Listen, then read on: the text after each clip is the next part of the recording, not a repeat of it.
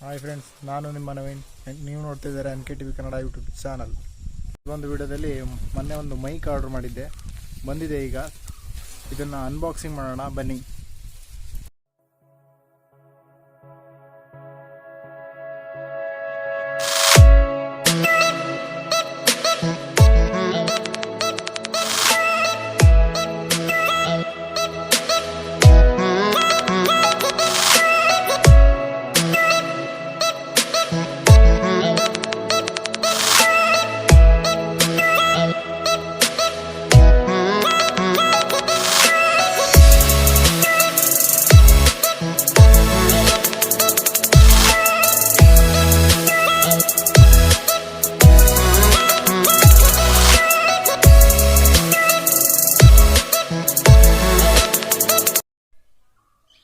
Hi friends, ಈ ಒಂದು mic ಹೇಗಿದೆ ಅಂತ ಕೆಳಗಡೆ ಕಾಮೆಂಟಲ್ಲಿ ತಿಳಿಸೋದು ಮರಿಬೇಡಿ.